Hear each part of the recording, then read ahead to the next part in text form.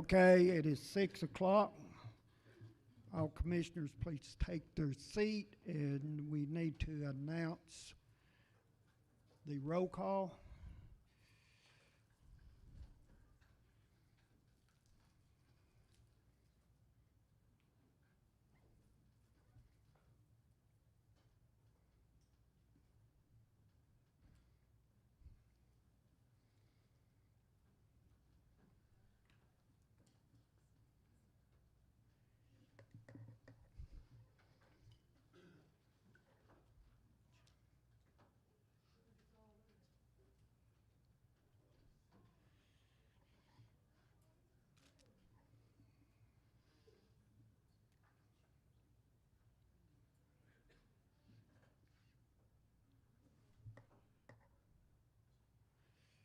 By my count, we have 12 present.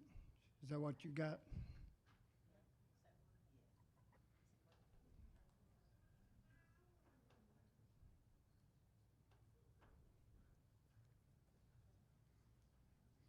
Okay, we do have a quorum. We have 12 members present. It takes 10 to conduct business, so I will ask our Sheriff Deputy Mullins to please call this meeting to order. Let's come to order. This county commission meeting is now open for business. Thank you, sir. We now would have Brother Brian Stowers. Are you here? If you would please deliver the invocation. If y'all would join me in prayer. Lord, we love you and we welcome you into this presence, into this committee. We ask you, God, for your wisdom and your understanding and your knowledge, Lord, that we may be diligent stewards of all that you put before us. We pray, Lord, that you'll also bring your humbling spirit to us, that we may listen with an intent to serve, that we may speak with boldness but without anger, and that we may work together to better serve the society that you have put before us, Lord. Let everything be done today in honor and glory to your name. We ask this in the name of Jesus. Amen. God bless you. Thank you, Brother Stowers. Commissioner Todd Malone, would you please lead us in the pledge to the United States flag?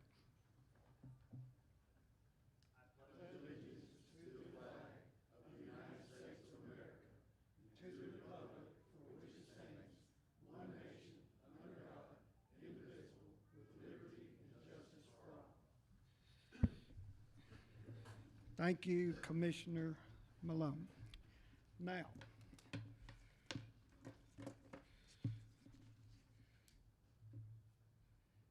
we have the next item would be to approve tonight's agenda. We have a motion. Commissioner Hirschman has made the motion to approve. That's what it says here. Okay. Oh, I got you. All right, so Tim Morris made the motion. Commissioner Morris made the motion to approve. Commissioner Stubblefield seconded it. The floor is now open for discussion. Commissioner Hirschman, you have the floor.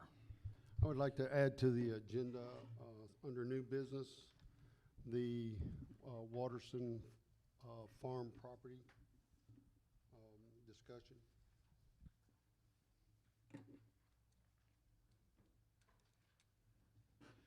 You're adding discussion item for Waterson Farms Lakes. Is that correct? Yes, sir. Yes, sir.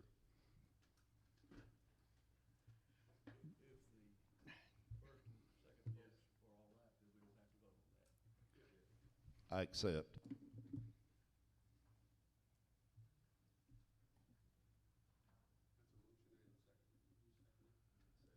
Stubblefield, are you all right with that? Are you all right with that? You seconded the approval of the agenda. He's amending it. Are you okay with his amendment? All right. Commissioner Morris, you have the floor. Yes, I'd like to amend the agenda, and it is for rural capital projects. It's 11D, and I would like to split 11D, the 41,667, call that 11D 4A, and the 35,000 below that, call that 11D4B. We'll have to have a second, now that we vote. I'll second that. Motion to amend by Commissioner Morris, seconded by Commissioner Hirschman. Restate your amendment, please. Yes, under rural capital projects, it's called 11D4, and it combines 91130 and 91140, and I would like to split those to 11D4A, which would be 91130, and 11D4B, which would be 91140. Okay. Girls, can you handle that in the software, what he's asking to do?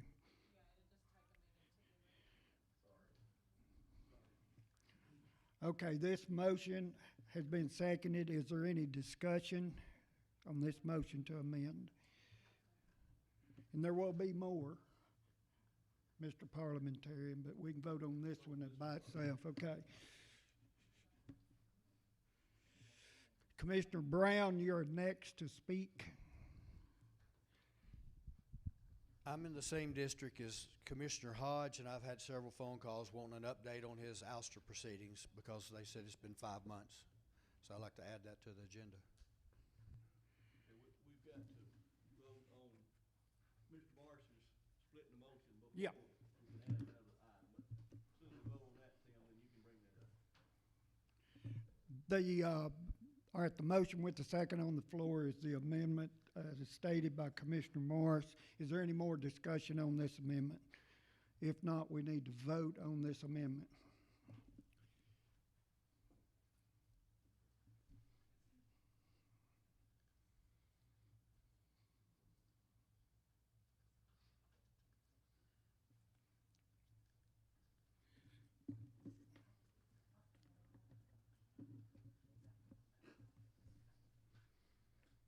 We're voting on the motion to split that motion into two parts. Now, your software may have to treat it as an amendment. I don't know how your software works. But it's actually a subsidiary motion. Okay, just treat it as an amendment. I'd like to ask, would it have been easier to have split them when we get to it in tonight's order of business? Could it have been split at that time? It'd be easier. Would have that been easier on you guys? Technology.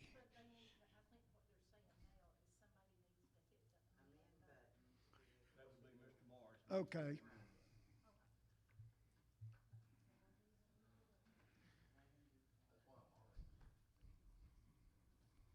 Commissioner Morris has motion to amend.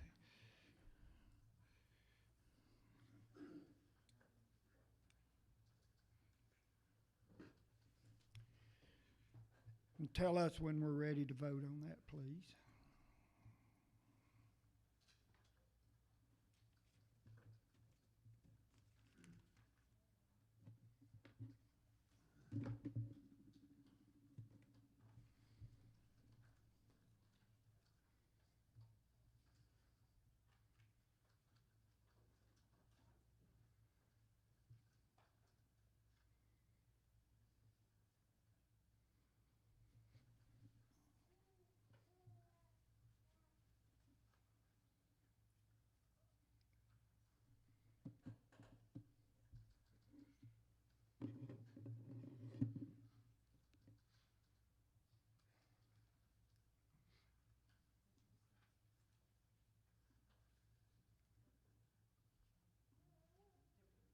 You ready?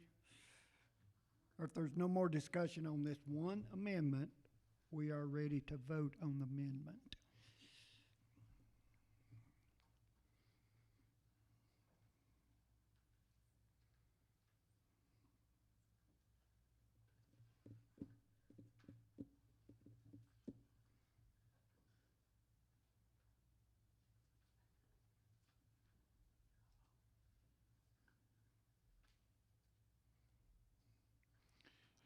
Motion to amend has been approved with 12 yes.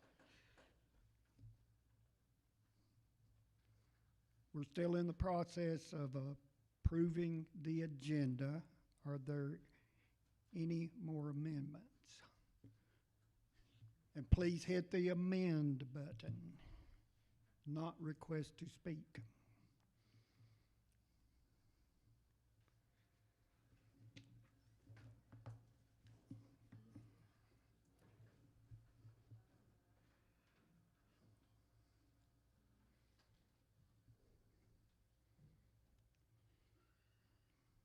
We have a motion to amend by Commissioner Tim Brown. Please state your motion.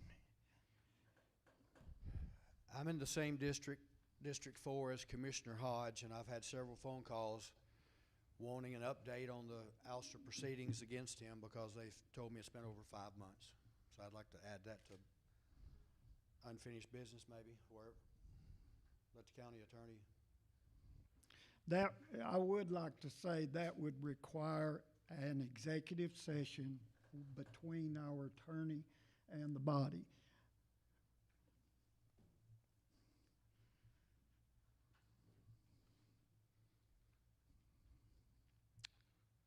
Does anybody wish to second the amendment as presented?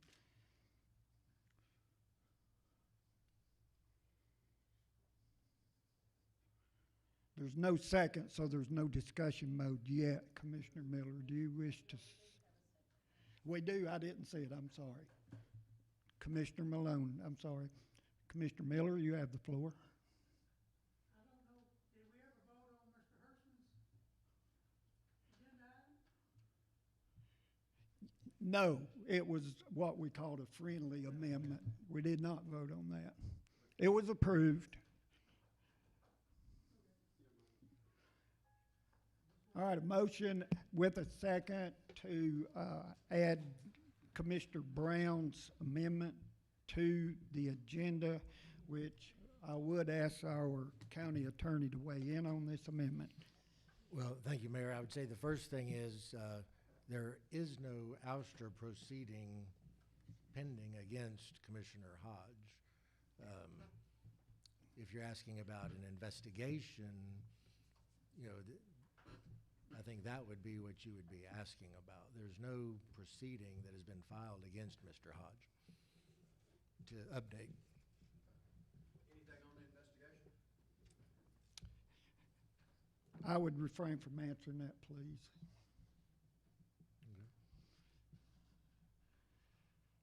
This would be an executive session discussion.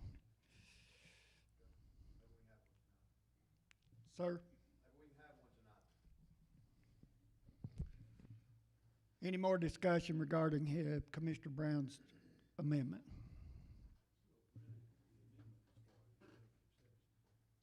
Is that what he would ask then? That's what it would have to be. Okay. You want to, would you like to request an executive session? Yes. Okay. His motion is to amend the agenda that we would recess for executive session. Do you agree with that motion, Commissioner Malone? You seconded his original one. Yes. Any discussion? We're going to vote on the amendment to recess for executive session. Before that passes, can we put that at the end so these people that are here don't have to wait on us? Yeah, that way they don't have to You sit. can put it in where you want it. I would If this think. passes, I would request that it be at the end of the agenda so our Certainly. general public does not have to sit and wait on us. It could be put part of Mr. Brown's motion if he and Mr. Malone would agree to that. Well, that's why I wanted that anyway. I would want it at the end of the meeting tonight. Okay. That's Mr. Malone said agree. Commissioner Malone, you agree with being at the end of the meeting?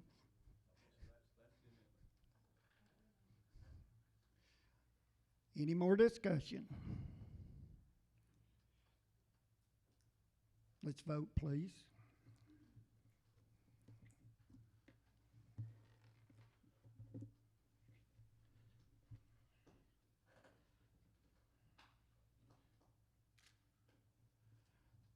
the motion fails with 8 yes and 4 no. One thing, moving forward with the approval of the agenda, the item for appointment of constable, we need to remove that. At my request, we remove constable appointment for tonight. That would be 9E.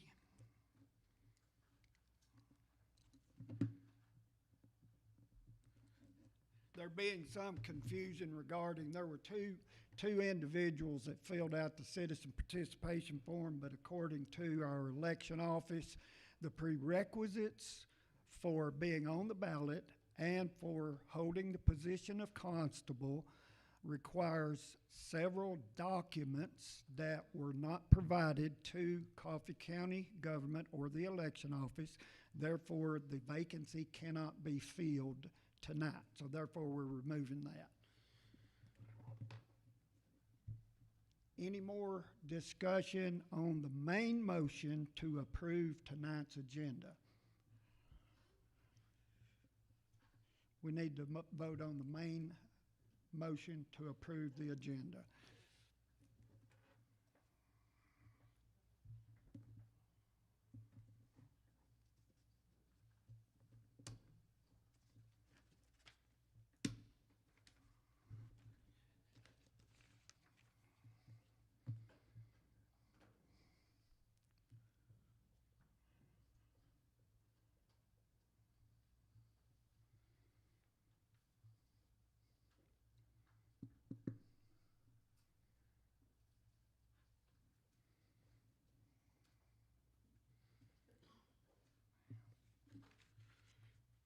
The agenda has been approved with 12 affirmative votes. Thank you, guys.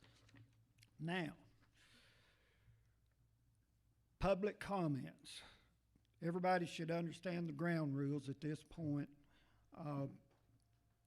If you've signed up to speak to any item on the agenda tonight, it must be an agenda item, and you are a Coffee County resident, you're welcome to come to the lectern and speak. We have the Commissioner Hirschman, would you please explain the time limit and constraints that will be approved prior to the next meeting? Be glad to. So the state has told us that we are conducting our public comments time incorrectly. So when you actually come up and speak, you have a 3-minute time limit. There will be 3 minutes per person. You cannot borrow time from someone else. If you have a representative that is going to speak for your group, they still only have 3 minutes. So we ask that you be prepared every time that you come up to speak. That's, if one side is speaking for one side, they'll have up to 5 people. The other side, the opponents, would have up to 5 people, and they get the same amount of time. I really implore you to be time sensitive and try to get whatever you're wanting to say done quickly, because after that time limit, we will ask you to stop.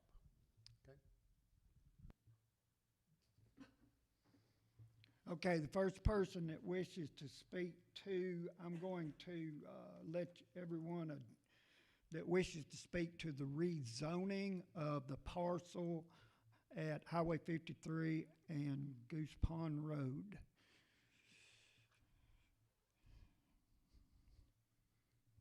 Somebody come to the lectern. I'm not going to be picky about who speaks first. Just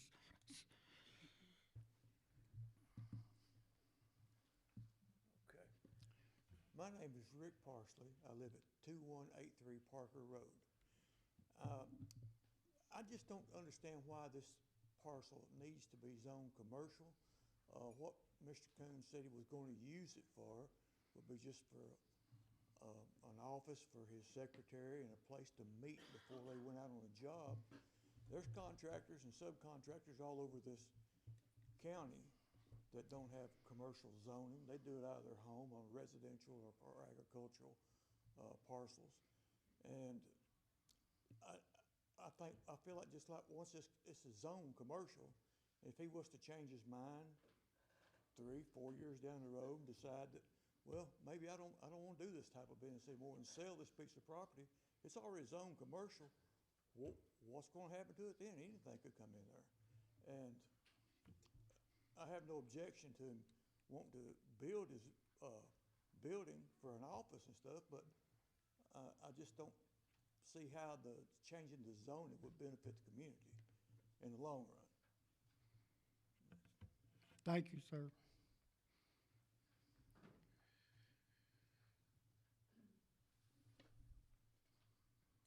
Hi, I'm Emma Helen with Coffee County FFA, and I would just like to come up here and talk from, I guess, a different and younger perspective or point of view. I'm a future ag land owner of a multi-generational farm. We have 100 acres right off of Goose Pond. I'd say about 2 doors down from 39 Goose Pond Road. And that 100 acres might not mean a lot to some people who have thousands, but to me and my family, it means the world to us. I would like to say that this impacts reducing the land in our county and the visuals for the community.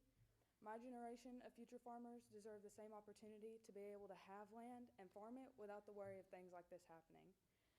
This does not meet the requirement of the proposed A1 5-acre rule, and if you agree to allow this Agriculture 1 land to be zoned commercial, you have officially started something you will never be able to stop. You would have started a precedence. Over 150 neighbors, family, friends, and names I'll remember for a lifetime have signed against this. I wish that you please listen to the voices of the community and not the ones trying to invade. Thank you so much for your time. Thank you. Is that microphone working? Yeah, it works, but if they have to lean into it, like I'm having to do to this one, so. Next, anybody want to speak to this?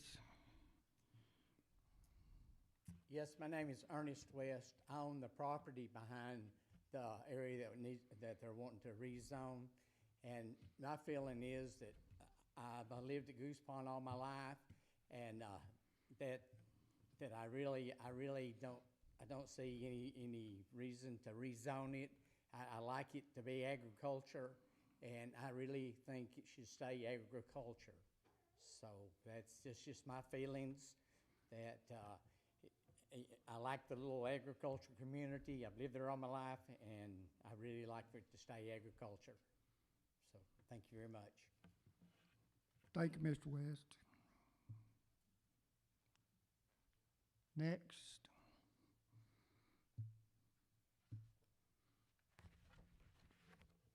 My name is Donna West Fletcher, and I live on my farm at 7059 Woodbury Highway, 2 doors down from 39 Goose Pond Road, which is the property asking to be rezoned to commercial. I am representing our neighbors and landowners in the Goose Pond community, and we are very opposed to the rezoning of 39 Goose Pond Road to commercial.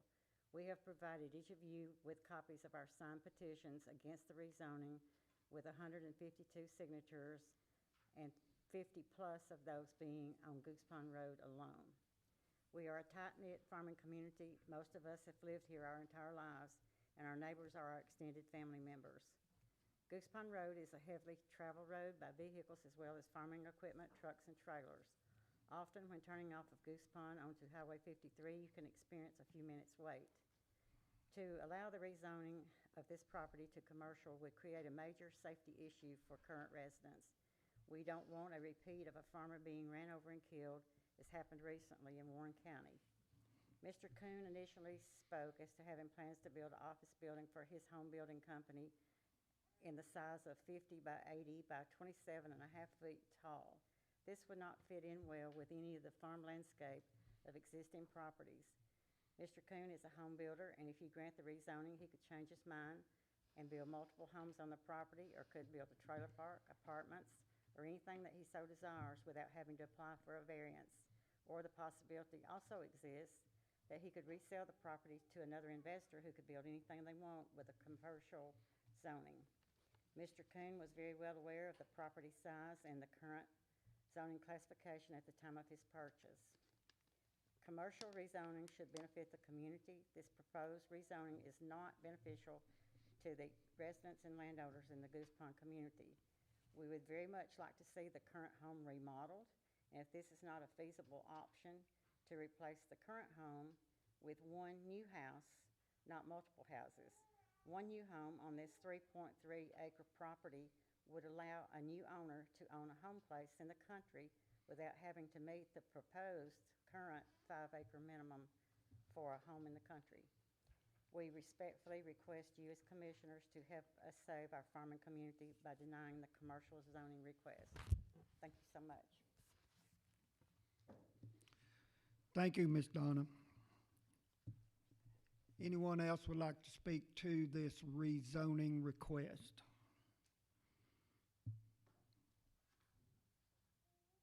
Anyone? Public comment to any other agenda item would now be open. The floor. Anybody want to speak to any other agenda item?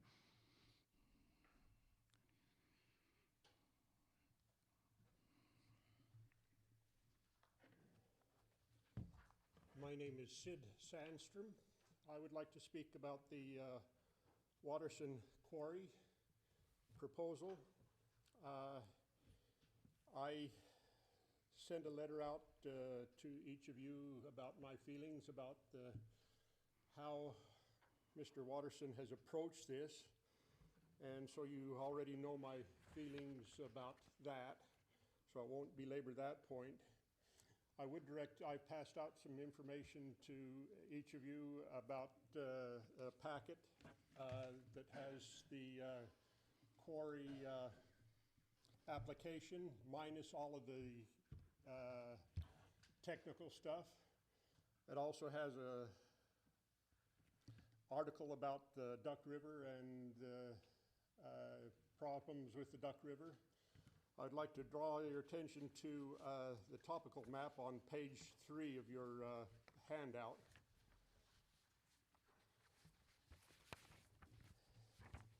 On that topical map, there is a thing called the Teal Ridge. That boundary line, that forms a boundary line between the Coffee County and Rutherford counties. It also forms a boundary between two watersheds. One, the Duck River watershed, and the Stones River watershed.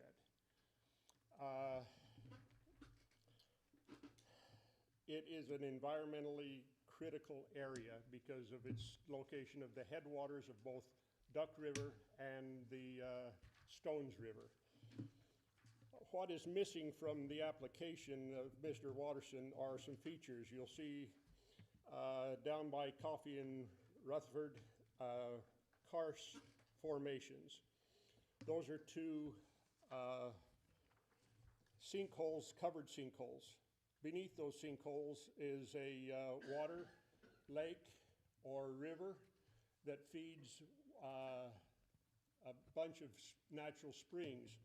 They are located, you'll see some light blue things down by the what is called the Dixie Highway here. It's the Manchester Pike. There are 5 or 6 right there, and then up the river, up the road, there are additional natural springs that could be affected by this. The nowhere does it deal with that. Could I direct your attention to the next page? It has some information about those kinds of features highlighted. The consequences of quarrying for stone in karst terrain is generally environmentally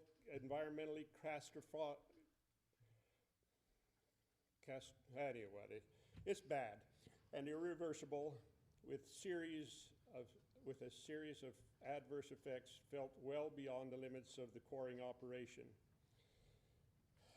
I fear that if these lakes are quarried to their extent, there are 60 acres.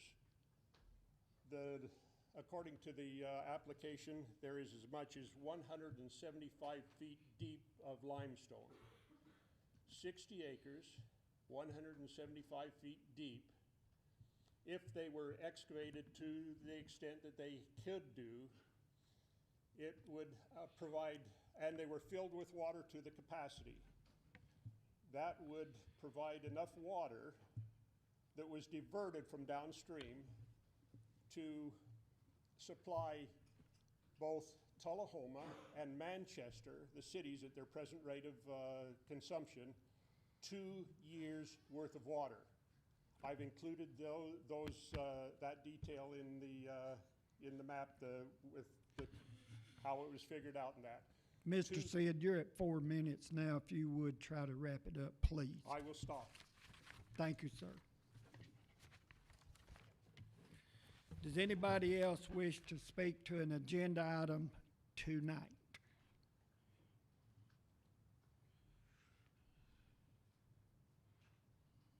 Good evening. My name is Cam Sandstrom. I am also here to speak in regards to the Waterson Lakes or Quarry project. Just some quick information for you. I spoke with Jeff Klein from TDEC. He works in the mining division. I spoke with him this afternoon. His information, he expects that they will be finished with the permitting process on this, and there's a 30-day public comment period. So they expect that everything will be complete for Watersons to begin building their lakes or their quarry within the next 45 to 60 days. The primary entrance for this is supposed to be off of Gosberg Highway. The creek crossing that they are asking to be permitted for to cross on that is 56 foot. So to give you an idea of the size of this, if you go out on Highway 41, depending on where you measure, you are anywhere from 33 to 35 foot from the edge of each shoulder, from shoulder to shoulder. We're looking at 56 foot for stream crossing and for entrance to and from this quarry site. There is also a plan in this for a secondary entrance, which would run off of Sutton's Branch. That property has already been purchased by the Watersons. So this is not something that has been ignored by them. A couple of years ago, this has been turned down twice for them to quarry this, and they have ignored what this body has said, and they have gone to the state to go ahead and get their permit for this, and have been moving ahead with it regardless of what has been said here in this meeting.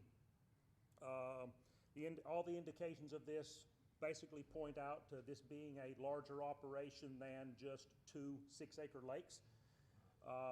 They're 6-acre lakes. In speaking with Jeff Klein at TDEC, these two 6-acre lakes are simply retention ponds for the purpose of settling out limestone, so limestone dust and suspended solids, so they do not go into the watershed. It does not prevent them from expanding this to the 60-acre plot of land that is on their permit. It is the same 60 acres that was brought before this body twice previously. And to clear up some of this with these closed sinkholes, I farm 4 different farms in that area, and I can tell you within 1 mile area of that, there are no less than 8 springs, sinkholes, because I bush hog that area. I drive by them, and I also see the changes as I drive a tractor close by, where a tractor can go into them. There are no less than 8 to 10 within a 1 mile area surrounding that proposed quarry site. Wrap it up pretty please. Yep. So Time. that is all I have. Thank you. Thank you.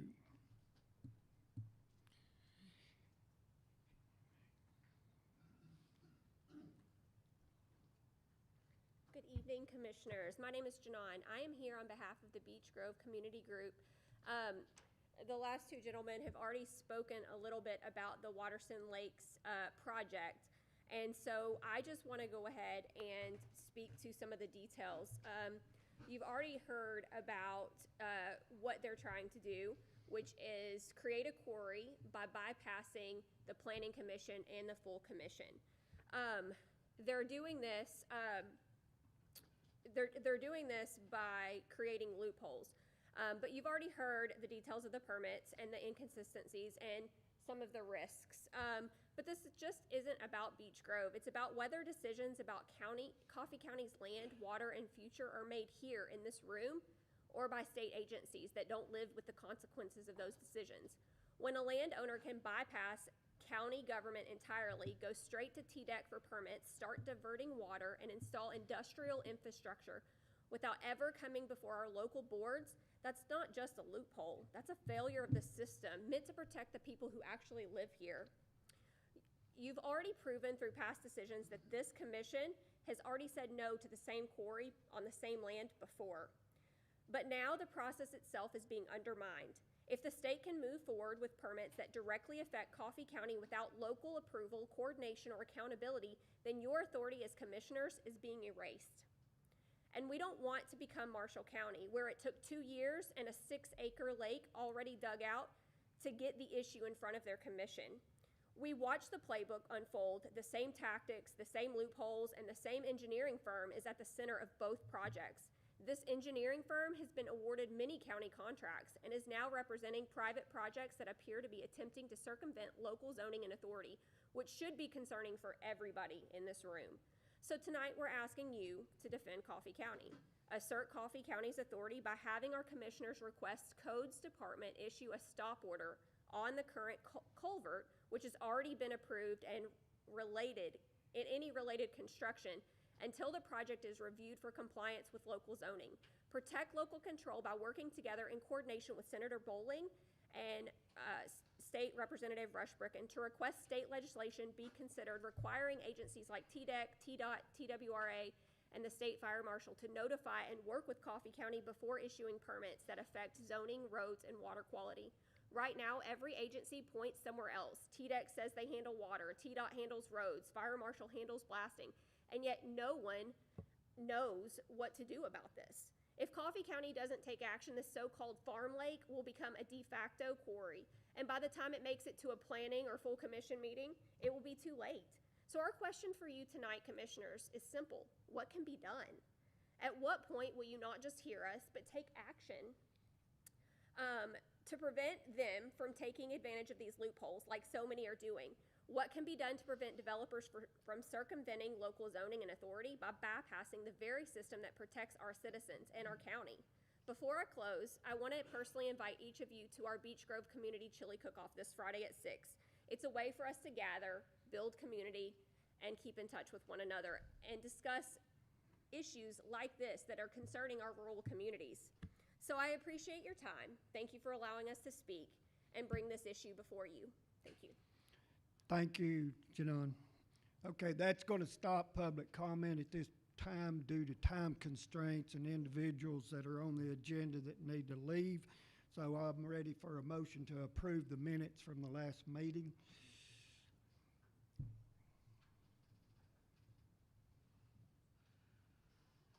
Motion to approve by Commissioner Stubblefield, seconded by Commissioner Smith. Any change or amendments to the minutes? Ready to vote, please.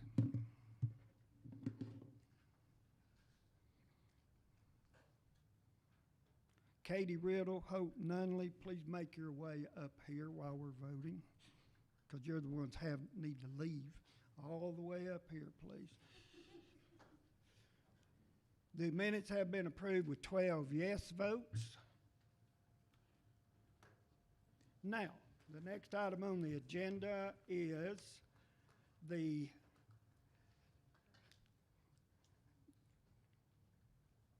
award for the 2025 Tennessee Chamber event given to Manchester's Chamber of Commerce, represented by Miss Katie Riddle here for their Lemonade Day. While I'm reading this, would you go ahead and put the vote up for the individuals? Coffee County government, let's see, it says the right one. Coffee County government wishes to recognize the Manchester Area Chamber of Commerce and its executive director, Katie Riddle, for the recent achievement. Lemonade Day has been designated Event of the Year by the Tennessee Chamber of Commerce Executive Conference. Congratulations, Katie. If you would you like to say, tell it? Well, thank you so much for recognizing the Chamber. We exist to support businesses and to enhance quality of life, to make Manchester a great place to live and work, and you help us do that, so we deeply appreciate it. Lemonade Day, you've probably heard me talk about it before, but it's a youth entrepreneurship program. So we partner with Manchester City and Coffee County Schools. All elementary schools participate, and it teaches them how to create a business plan, how to market a product, and how to determine the price of that product, which is lemonade. So it culminates in around 30 lemonade stands around Manchester, and they're all manned by these young student entrepreneurs. And what we're doing is we're connecting both businesses and our education leaders, but also we're planting those little seeds because we don't know that in the future these kids won't start businesses and contribute in a lot of beautiful ways to the community we know and love. So, thank you so much. Katie is a workaholic. She is our executive, the administrator of our 3-star program for Coffee County, and you've made some progress with that. Will you share that right quick? Sure, okay. Sure. So the 3-star program is a requirement of the state, and we had a brainstorm session, and somebody from the state came and helped us determine what we thought were the greatest needs in the community. From that, we developed short-term and long-term goals. A lot of them have to do with issues like childcare, workforce development, things that we see that there could be activities to make our community better. And we just got notice last week that we were approved, so we are a 3-star community. So that's great news for all of us, and so many people help with these goals to work to achieve them, and we will be working through that for the next several months. Thank you so much. Thank you very much. Now, Katie needed to leave at 6:45, and I got her out of here on time. Our next one, that proclamation was approved with 12 yes votes. If you would move on to the next item. The next one is a certificate of recognition to the Tullahoma Area Chamber of Commerce. Coffee County government wishes to recognize the Tullahoma Area Chamber of Commerce and its executive director, Hope Nunley, for their recent achievement. This chamber has been designated Tennessee's Chamber of the Year 2025 by the Tennessee Chamber of Commerce Executives Conference. Congratulations, Hope Nunley. If you would like to say something, you're welcome to do so. Sure. In the interest of time, ditto. No, just kidding. Again, it's a huge honor, and I did dedicate this award to every past and present employee, board member, and ambassador who has contributed to our mission. The chamber was founded in 1921. Coffee County is so unique to have 2 chambers. There's not a lot of communities that have 2 chambers in one county, and we're so fortunate to have an excellent working relationship, and so just a huge honor, and thank you so very much for the recognition. Thank you, Hope. Thank you for all you do. She does a really good job over in Tullahoma. This proclamation has been approved with 12 affirmative votes. Miss Tiffany Seaburn, would you please come forward? This next item is a certificate of recognition awarded to Charles Lynn Seaburn. That would be the husband of Mrs. Seaburn here. This is awarded, this certificate in recognition of his exceptional dedications and loyalty to Coffee County and his constituents in the city of Tullahoma. He has served as District 9 Commissioner for over 6 years.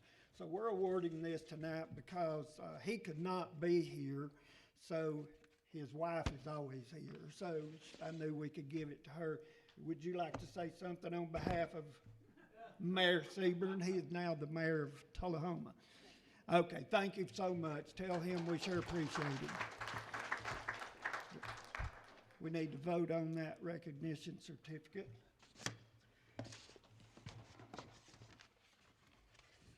Okay, that recognition certificate has been approved with 12 yes votes. The next one is for Commissioner Benton Brown. Are you in the room?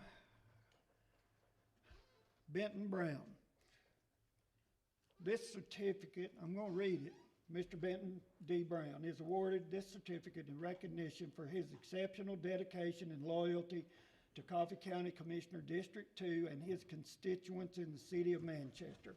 I would like to say that Benton moved out of the district for which he served, and he immediately knew that the compliance of residency was a prerequisite, and he did the right thing. He immediately tendered his letter of resignation, and for that we appreciate his dedication and integrity for doing so.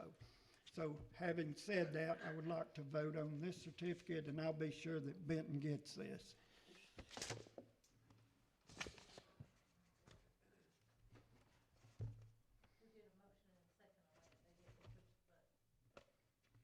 Nobody made a motion to approve, is that what you're saying?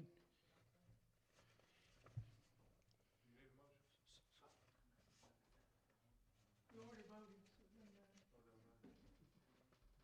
It went straight to a vote. Looks like everybody says vote locked, so what are we looking at? Well, they just didn't do a motion at the second. I don't know how you can vote without that.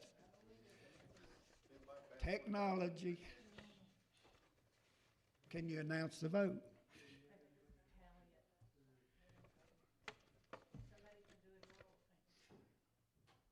Okay, this recognition for Benton Brown has been approved with 12 yes. Thank you. Moving on to the next item on the agenda would be the floor would now be open for nominations to elect the commission chairman. Is that always a voice vote? Okay. I nominate Dennis Hunt.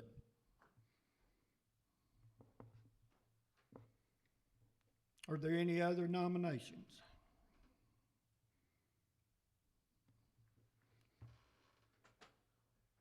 Do we need a, I move the nomination cease. And I will second if that's proper protocol. Well, we've got Miller and Hirschman as a motion and a second. I know. So, Mr. Miller, is that your motion? Yes. That nomination cease and we vote by acclamation? Yes. I'm good with that.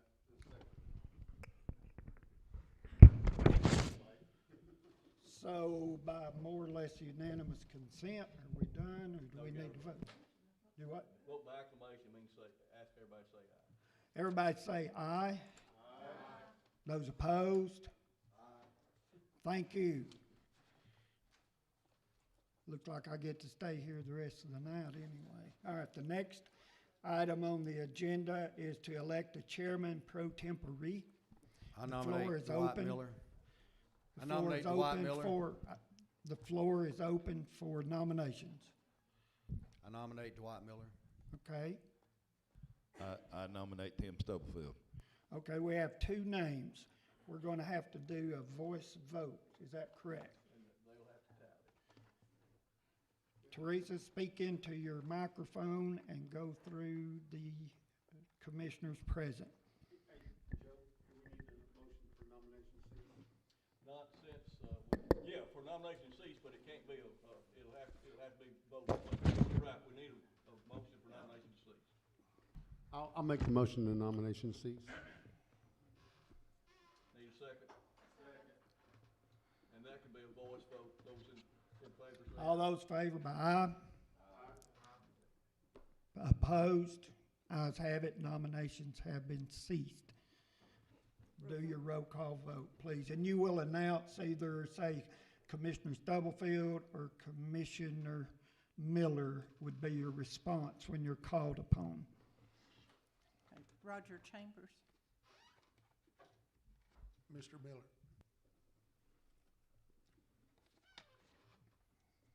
Roseanne Smith. Mr. Miller. Tim Brown. Mr. Miller? Missy D. Ford.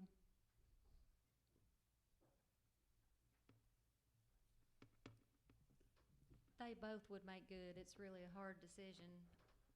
Stubblefield.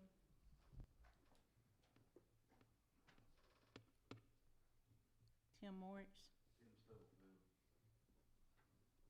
Terry Hirschman. Stubblefield. Sammy Anderson. Mr. Stubblefield.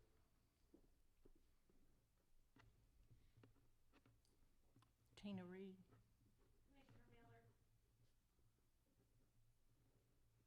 Jackie Duncan.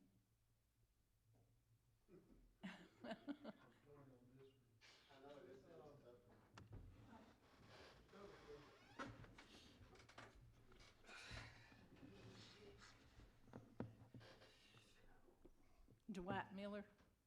I'll abstain. Tim Stubblefield. Abstain.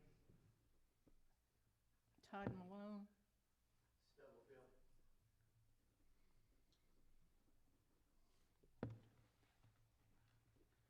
Six for Stubblefield. All right, is it gonna take, Mr. Parliamentarian, is it gonna take 10 votes to appoint? Will it take a majority of the body? All other business does require a majority of the body, which is 10. Which is a quorum. Correct. Now, the way the procedure works, the lowest, the person with the lowest number of votes is dropped off, and then you vote again.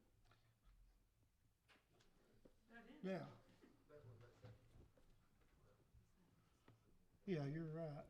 Okay, so what was the tally again? 6 to 4, and 2 abstain. 6 for who? Thank you. Okay, so the lowest vote was for Commissioner Miller, correct? Ms. Yes. Clerk? So do you guys wanna, do we vote again or just automatically assume? Well, you have to get 10 votes. Okay, all right, so we're gonna do it again, If he Ms. doesn't Clerk. get 10, then he doesn't get it. That is the process.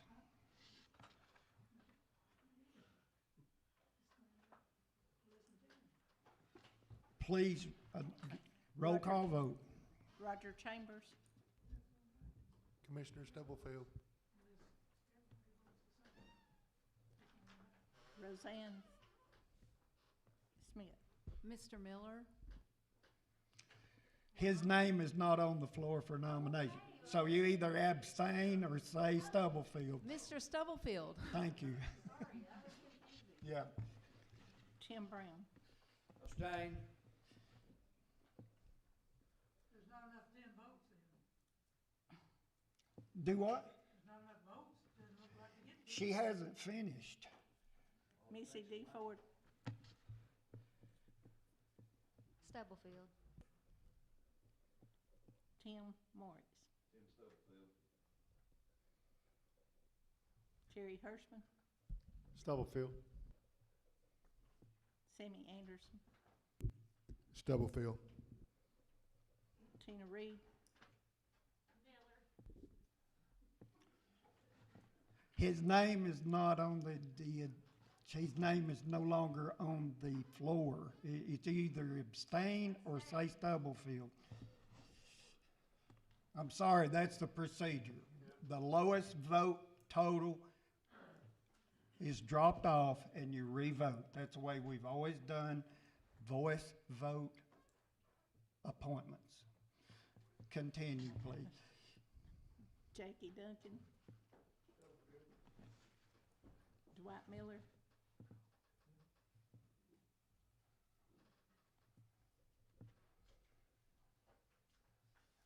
Dwight Miller. Abstain. Tim Stubblefield. Abstain. Todd Malone. Stubblefield.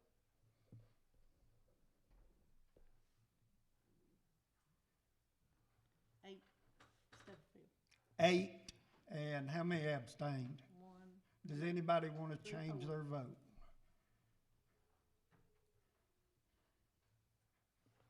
Nobody wants to change their vote.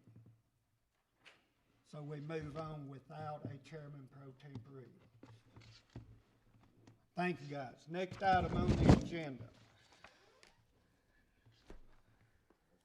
Notaries, those were approved with the passage of the agenda. Standing committees, those were also approved by unanimous consent. Excuse me.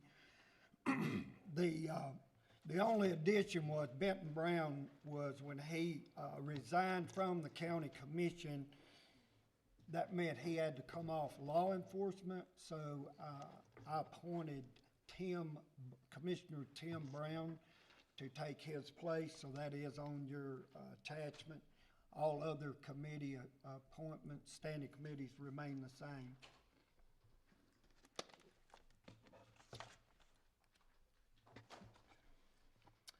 Appointment to constable, we removed that. Unfinished business, new business, financial summaries and statements and cash flows, 11A.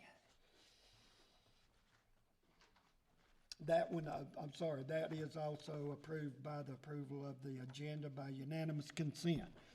Notice of vacancy of Commissioner District 2, which would be Commissioner Benton Brown's resignation, has created the vacancy. You will see as an attachment your official notice from the county clerk establishing this vacancy, meaning in our very next business meeting, nominees will be taken and the appointment to that vacancy will be made in our very next business meeting. 11C, school budget and amendments attachment.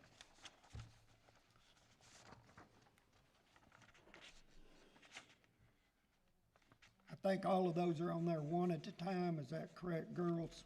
Yes. Okay. We're on 11C1.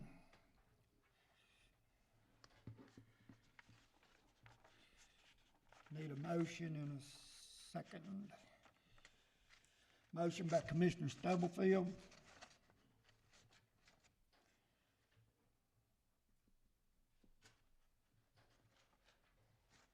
Seconded by Commissioner DeFord. Discussion, questions? Does anybody have a question on this? April with our school board, finance director is here in case you do have questions. All of these were approved by budget finance, by the way. There being no discussion, let's vote, please.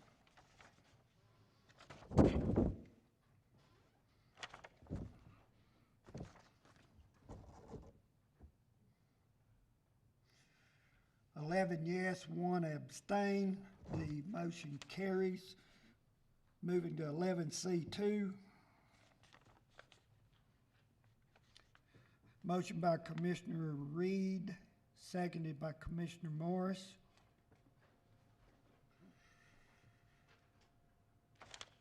Discussion? Vote, please.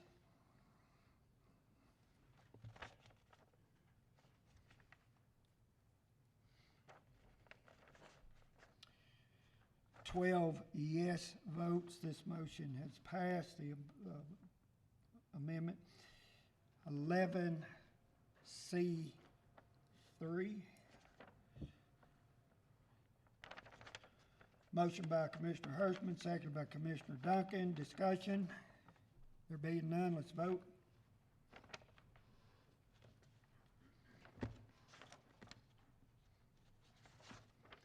That passes 12 yes. 11C4.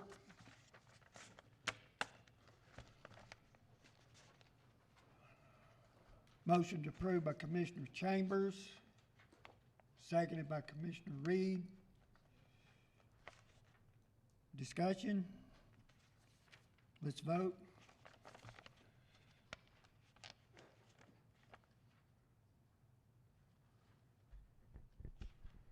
C4 passes with 12 yes. 11C5.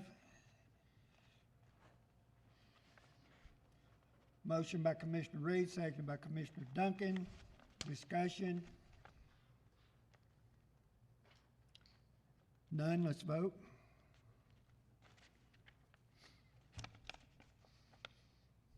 Passes with 11 yes, 1 abstain. 11C6. Motion by Commissioner Stubblefield, second by Commissioner Reed. Discussion? None. Let's vote.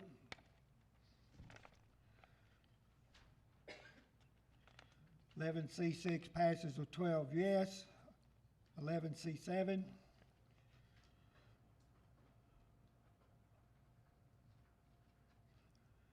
Motion made by Commissioner Stubblefield, seconded by Commissioner Reed. Discussion? None. Let's vote.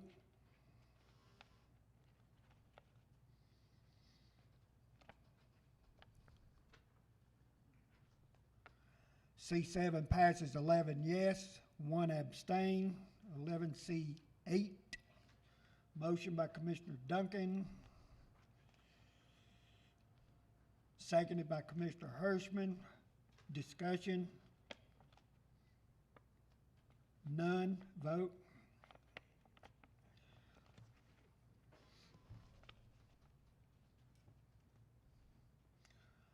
C8 passes with 12 yes. 11C9. Motion by Commissioner Stubblefield, seconded by Commissioner Reed. Discussion? None. Vote.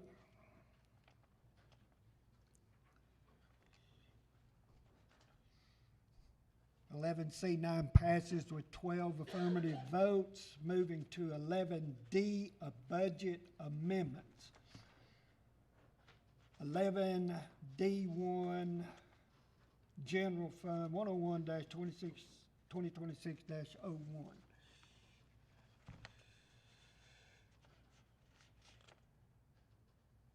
Motion to approve by Commissioner Hirschman, seconded by Commissioner Duncan. Discussion? There being none, let's vote.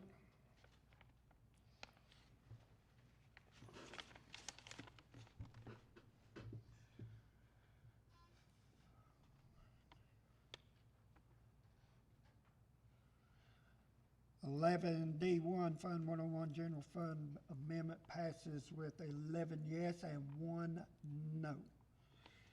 11D2.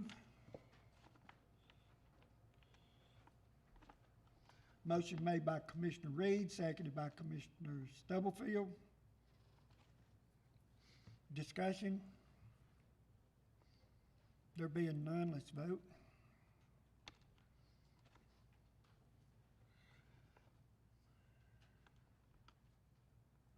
This passes with 12 yes votes. 11D3.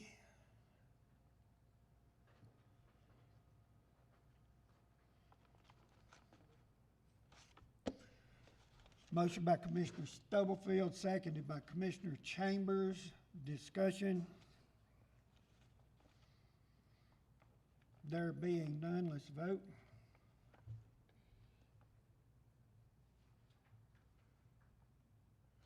Motion passes with 12 yes.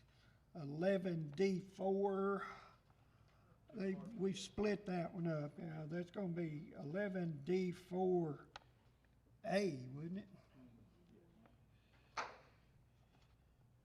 11D4A.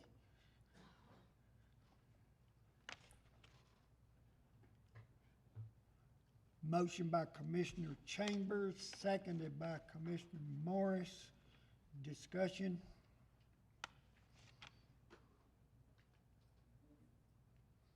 There being none, let's vote.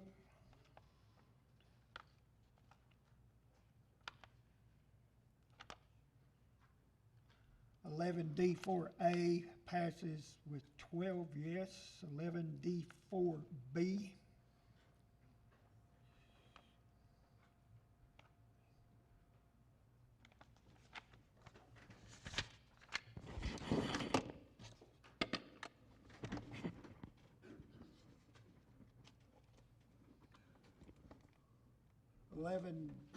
D4.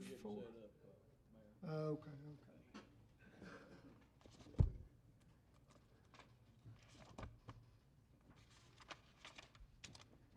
Sorry about all that racket up there, rattling the microphone.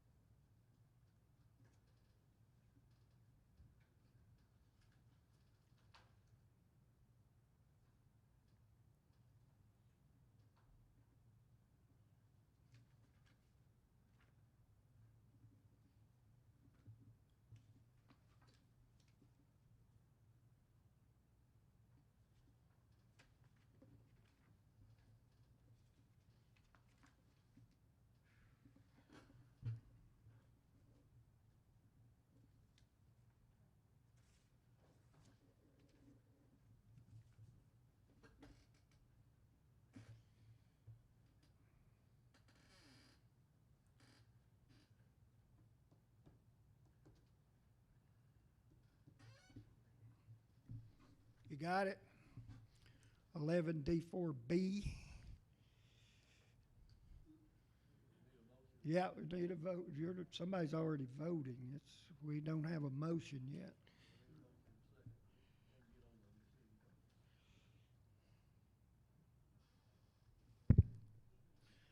Motion approved by Commissioner Chambers. No, actually, that's a request to speak. Sorry.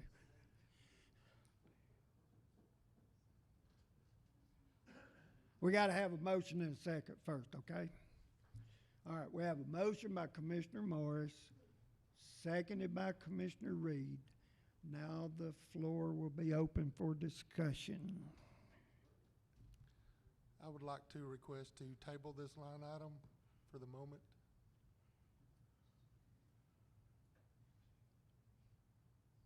Would you like to postpone it to a later date? Would Later you date, state yes. the date? The next commission meeting? Possibly, yes, sir. Okay. I'd like The motion to table it amend. is what yeah. I'd like to do. Right. I said right. table it. No, he's postponing till the next meeting is what his motion is. Yeah. Table, my opinion is Table table it. the same meeting. It needs the way we meet, it should be. I don't like tabling, I want postponement. If you table it, it cannot be brought up without a motion to take it from the table. If you postpone it, it can be postponed to whatever time you say in the motion to postpone. If that's the case, that will postponing it would be fine. Okay, and you need to mention when you want it brought back up. You say the next meeting? He can postpone it again in the November meeting. If it comes back up in November, You can postpone it Okay. again. You You know, can. if you're not satisfied with what happened in a month, you can postpone it again. That'll be satisfactory. Okay, you have a motion to postpone this item, and that's gonna require a second. I'll second it. Commissioner Morris, seconded. So now we have the motion to postpone until the November meeting. Is there any discussion on his motion to postpone? So how are they gonna handle it to vote? Could it be amend or? It's not an amendment. No, it's not. You may have to treat it like an amendment. I don't know how your software works. Okay, it's a motion to postpone until November. And then we vote on that item, which is 11D4B, with the motion to postpone. If it passes, of course, that postpones it to November. Correct.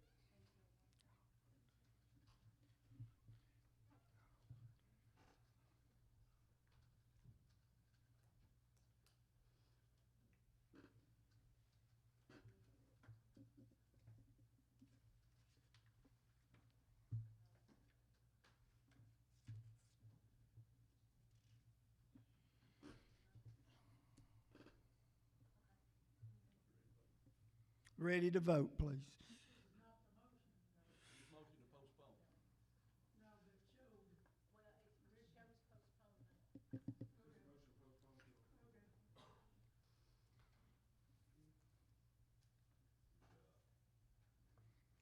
That motion passes with 12 yes.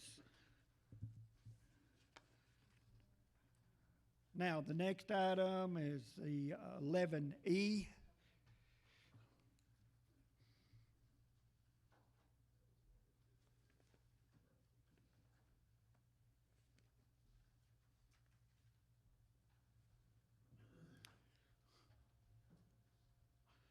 Motion to approve by Commissioner Hirschman, seconded by Commissioner Smith. Any discussion?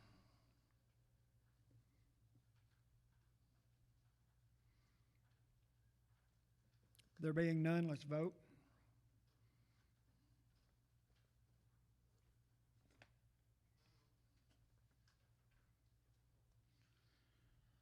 This grant application is approved with 12 yes votes. 11F.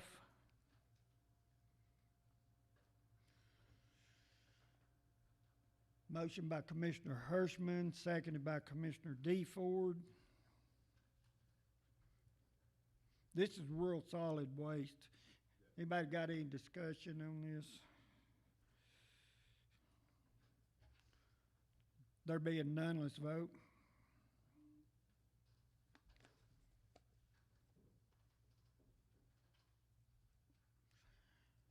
Motion to approve by 12 yes votes. 11G. Another grant, rural solid waste regarding used oil and antifreeze collection facility. Motion by Commissioner Morris, seconded by Commissioner Duncan. Discussion. There being none, let's vote.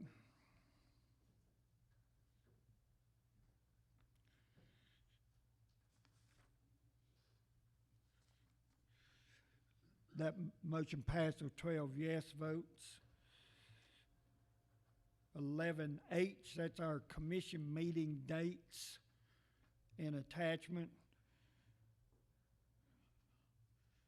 Motion to approve by Commissioner Stubblefield, seconded by Commissioner Reed. Any discussion on that? Do y'all see any problem with the dates that are set? Sort of did it like we did last year. If there's something comes up that we need a special call meeting, we can do that, you know. So these are not necessarily set in stone, but right now we are approving them. Any discussion? There being none, let's vote.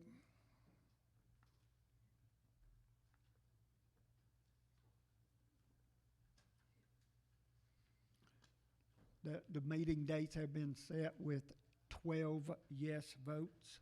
11I, Resolution 2025-18. That is to amend our zoning resolution, Article 10, Section 10.70, Paragraph E. That's in your attachment. That right quick, that gives our Board of Zoning Appeals some really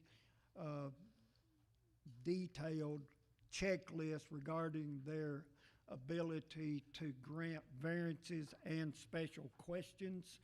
That also makes the definition of a variance synonymous with special question. Need a motion and a second to approve that, please. Motion to approve by Commissioner Hirschman, seconded by Commissioner Morris. Any discussion? There being none, let's vote.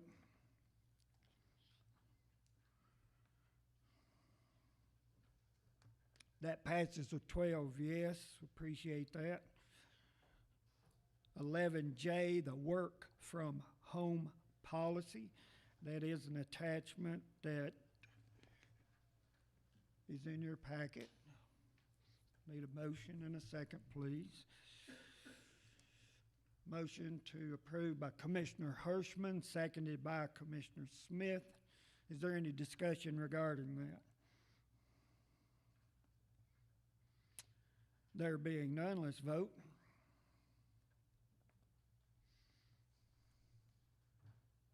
This policy has been adopted with 12 yes. 11K.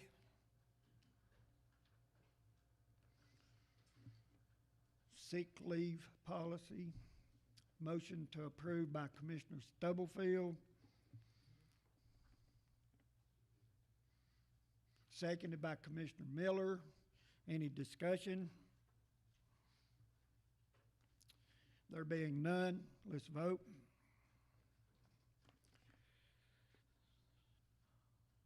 This policy has been adopted with 12 yes. 11L, citizen participation form. Motion to approve by Commissioner Hirschman, seconded by Commissioner Smith. Any discussion? There being none, let's vote.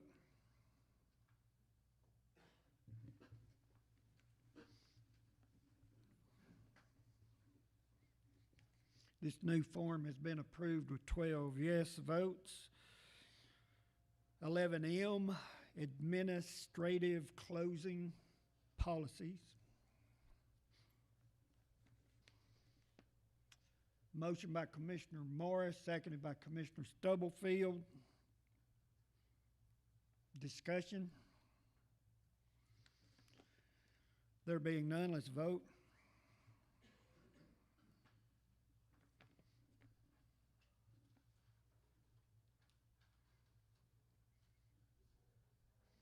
Administrative closing policy has been adopted with 12 yes. 11N, Coffee County holidays for 2026. Motion to approve by Commissioner Hirschman, seconded by Commissioner Duncan. Discussion? There being none, let's vote.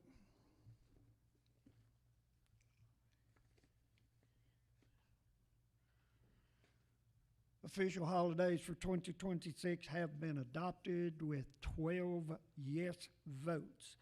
11O, Resolution 2025-19, to amend Coffee County Zoning Resolution 2006-39 to rezone a certain parcel designated as map 032, parcel 032.00, from the A1 designated district of agriculture and forestry to the C1 rural center district.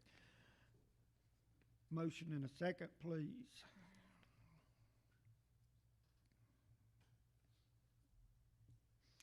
Motion to approve by Commissioner Anderson. Need a second. Commissioner Smith has seconded that. I'm going to ask Commissioner Brown, if you'll hold up for speaking, I need our county attorney to clarify the C1 district.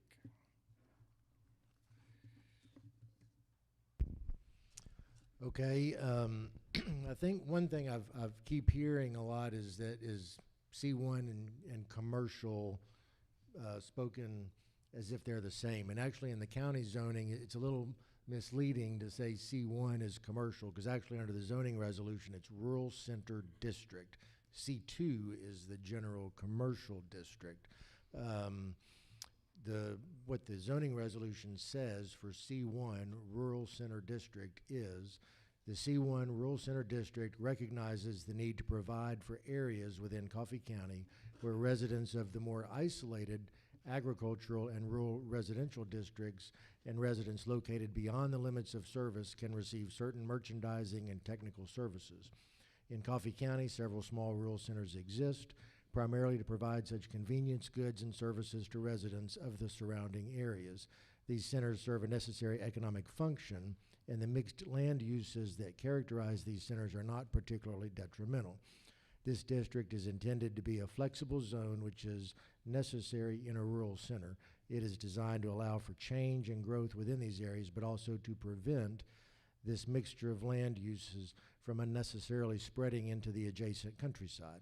This district shall be allowed only on roadways classified as either a collector or arterial as shown on the major thoroughfare plan of Coffee County. And then you have a number of uses that are permitted. I would note in the A1 district, there are a number of commercial uses allowed, and especially when you have as a conditional use with a Board of Zoning Appeals. But what is allowed in the C1 Rural Center District under the ordinance or under the resolution is detached single-family and two-family dwellings, so single or home or a duplex, agriculturally oriented commercial or light industrial uses, educational institutions, utility facilities necessary for the provision of public services. Many of these are also in the A1.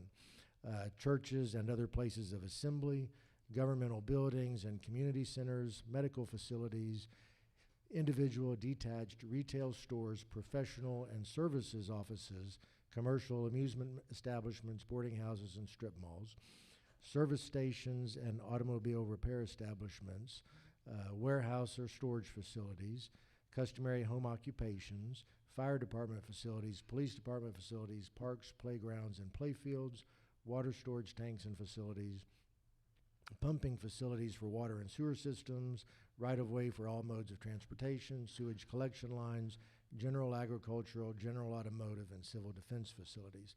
I would say real quickly, I heard one of the speakers say that they were concerned that if this zone was changed, it would allow trailer parks. Actually, in the A1 district, uses permitted include single-wide mobile homes on individual lots. That's currently allowed in the A1 district. It's a conditional use in the C1, so it would have to get, a mobile home would have to get approved by the Coffee County Board of Appeals. So things that are already allowed in the A1 district, besides things like veterinary services, it still includes things like fire department, police department, parks, playgrounds, pumping facilities, right-of-ways, sewage collection lines, water storage tanks. So many of those kind of overlap with conditional uses in the A1 district right now. You can also have government buildings, medical facilities, professional offices, automotive restoration shops, antique repair and sales, restaurants, gift and bric-a-brac shops. I'm not sure what a bric-a-brac is. Farm tractor and agricultural equipment sales and repair businesses, and automotive body and repair shops. So many of them are similar. I didn't see under either of those I think I heard somebody else say they could do anything they want, or a beer joint during, maybe that was at the public hearing. I don't see that listed in those unless there was an actual restaurant. But again, I think the main thing is to note, both for the people that are there that have spoken tonight, as well as for the commissioners, is C1 under our zoning resolution is not a commercial district. That's C2. This is something that is limited in that agricultural area to things on a collector or arterial as shown on the major thoroughfare plan. So if anybody's got questions, I'll try to answer those, but I think it was appropriate. The mayor wanted to make sure everybody was clear on what a C1 district is. Thank you. I've had to explain this hundreds of times. I don't know why the people that came before us used that classification with the letter C, because it's rural center, not commercial. Specifically, as our attorney pointed out, C2 is the actual commercial district. Commissioner Brown, you have the floor. This area, this is going in as my district, District 4, and a county commissioner is elected by the residents of their district. A commissioner's duties are to include representing their district's interests and being a voice for those people. Right or wrong, it's not my decision, but what the majority of the people want in that district. I just wanted to make that comment. Thank you for that. If any commissioners, I wanted the chairman of our planning commission, this came to us as with a positive recommendation from our planning commission. The chairman for our planning commission is in South Dakota. If you guys got any question for a planning commission member that's not a voting member of this legislative body, I do see a planning commission member in the audience. If you would like to ask Anastasia Gonzalez, who serves on the planning commission, does anybody have any questions about why they approved this? Or I'm sure she'd be glad to speak to it. So the floor is still open for discussion for the bodies. I watched it on YouTube, but if she could come up, Anastasia. I bet you wish you hadn't come now. She's been doing a real good job on our planning commission and our board of zoning appeals. She studies the subject. He's in construction, correct? Yes. Okay. And it was an office building more for a shop kind of area. And in that case, what they read earlier, he qualifies under office and warehouse. And the driveway will be off of Highway 53, not off of Gibbs Pond? Yes. That was in the meeting too, okay. Is there gonna be any like perimeter fencing around it to protect the? I don't remember discussing Okay. this, honestly. I'm not sure. I just remember the fact that the layout of the land wasn't changing much other than they were adding on to the building for more of a warehouse storage area, and it wasn't a heavy operation. And because it's on that corridor, Highway 53, it qualified for that. I watched y'all on the thing, just trying to remember. Because of that, it qualified. And with the coming of the mega site in 10 years down the road or whatever, all of that through there will probably turn into a 5-lane highway too. The possibility of all that being absorbed through there. Okay. Yes. Commissioner Miller? I had a question before you leave. Yeah, come back. The discussions at one of the people that asked, why could he not do this without it going commercial? I'm trying to think of the reason, honestly.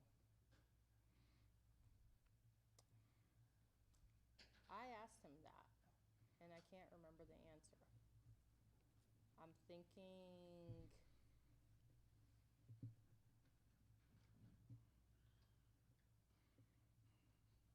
I don't know, honestly. If you want to give me a few minutes, I can look through my notes. I don't exactly remember. Can our attorney answer your question, Mr. Miller? Can our attorney answer your question?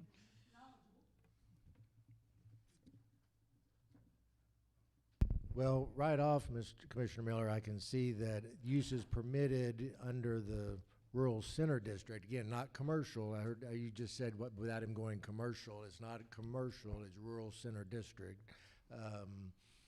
And one of the uses permitted is warehouse or storage facilities, which. Well, I understand. I understand. But under A1, I'm looking to see if I see warehouse or storage as a use allowed in A1, and I'm not. I've got one in my home, and actually in city limits of Carolina. I don't see storage in A1 as a, under the current list that's in the resolution. But it is in C1, Rural Center District. Again, I don't know exactly what this person's intending, but you know, once it's, if it's rezoned, anything that falls within that zone could go there. I can You're confirm welcome. the fact that when I did look up the notes, he did qualify under, like I said, warehouse and the office that met the guidelines, and I think that was the issue with AG, is it did not approve the warehouse or storage area I guess, as you can say, for business use. And C1 does.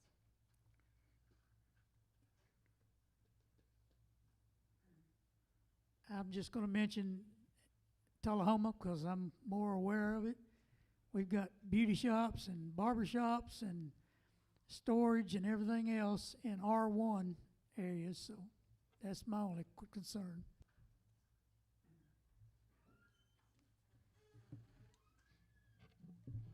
Anybody got any other questions?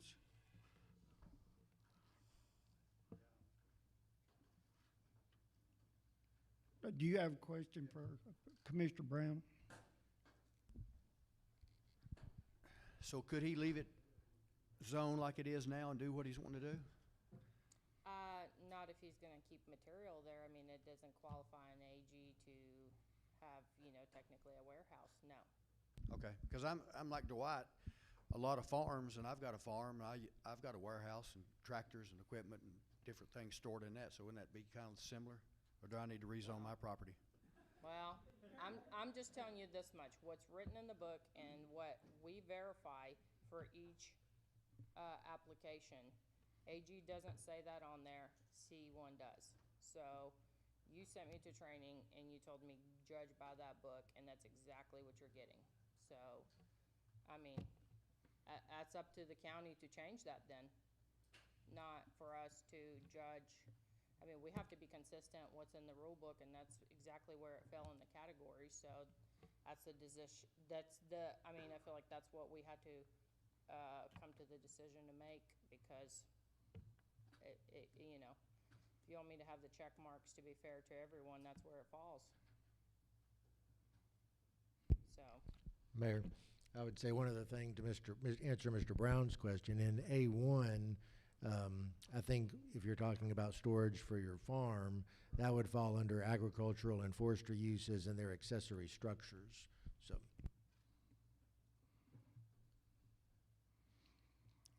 The way I understand it, the activity on this corner lot is he's gonna have a commercial office setting, is that correct? Mr. Coon, would you like to come and tell the people exactly what you're gonna be doing, or do you just wanna stay silent?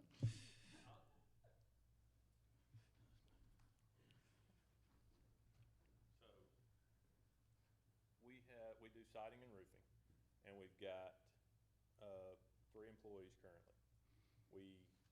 The reason I wanted to do a barn-dominium style was so that we could park our work trucks and maybe some extra shutters or columns or whatever like that we don't have shipped from manufacturer straight to the job. That's the only storage that will be there. Other than that, it will not be like a retail place where people are coming and buying stuff. It's just going to be a workplace for us to work out of, operate out of. Does anybody have any questions for the applicant? So you're only storing your materials, right? Yes, it's not retail.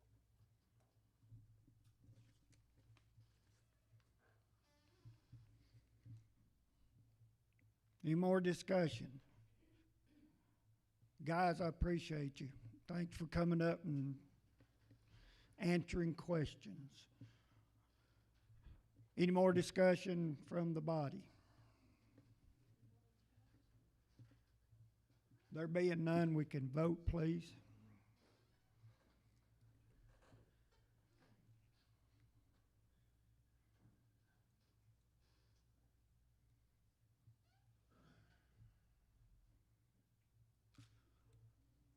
Motion fails, 7 yes and 5 no. Next item would be the report of standing committees.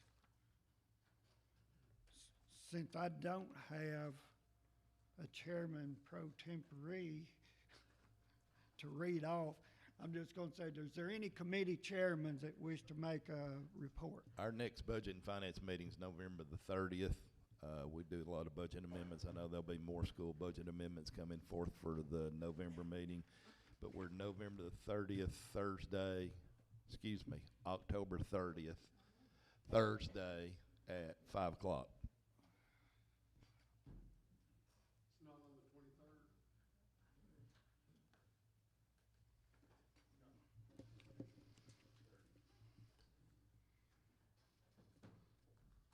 Anybody else, any other committee chairman have, Commissioner Hirschman? Our next policy and procedure committee Policy meeting and procedures. will be on the 27th at 5 p.m. You're welcome to join us if you want to.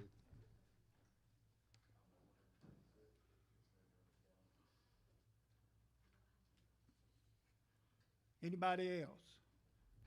We had a law enforcement last week. You can see attached notes, and the next meeting is to be determined.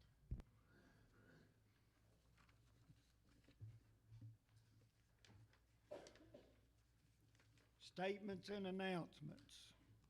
Anybody have any statements or announcements? Commissioner Smith? Oh, yeah, wait a minute. We got the Watterson discussion, I guess. Huh? No, we have public comment, but it's the very last thing on the agenda, remember? That what you was gonna say? Okay, let's not do statement and announcements, and let's deal with Watterson. I would like to, prior to this starting, Coffee County government has no action in front of it at this time regarding Watterson's project, none whatsoever. Now, because I cut public comment a little short earlier, if there's anybody that wanted to speak to the Watterson Lakes project that did not get to in public comment, you will be allowed to speak right now. If not, the body is going to have the floor for discussion. We got one coming to the podium. Hi, Carol Sandstrom. I just wanted to point out the spring issue that was brought up. One thing that wasn't made really clear on that is those springs feed several properties, several families. For some, it's the primary source of their water, both for their households and for their animals. For others, it's their source of water for their animals, which is their livelihood. So I just wanted to make sure that that was very clear. It's not just that it affects the water table or the watershed, but it affects families in Coffee County. That's where our water comes from. It's not a well. There are springs underground that provide our water, and I just wanted to make sure you understood it's not just a matter of the watershed, it's the people in Coffee County who drink that water, use that water, and that is our source of water. That just didn't sound very clear to me earlier, and I just want to make sure that that was clear. Anybody else from the audience? Public comment? There being none, Commissioner Hirschman, you asked for it to be on the agenda. I would like to see if it's possible that the mayor could have a county attorney to draft a letter to be sent to TDEC and give voice concerns about this project. I know that there's a lot of people out there in that area that have their livelihood is their water that feeds their homes. I believe this is going to disrupt some of the water sources from underground wells and also from the spring water where they're pulling water from. And once that happens, they're going to wonder where and who is going to supply water to them. And I think we're opening up or allowing them to open up a can of worms to come back and bite us if we don't at least voice some kind of concern. So I would like to see if we could get our county attorney to maybe draft a letter to TDEC with that concern, because I don't want to be stuck with a bill trying to get water from West Warren to people who they won't supply water to right now.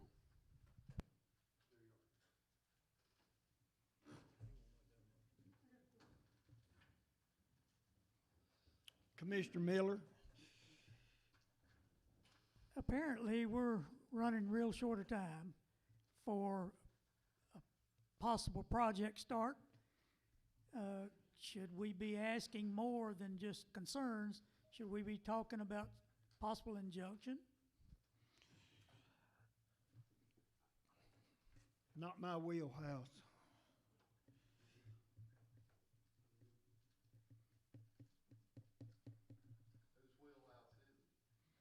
TDEC at this point.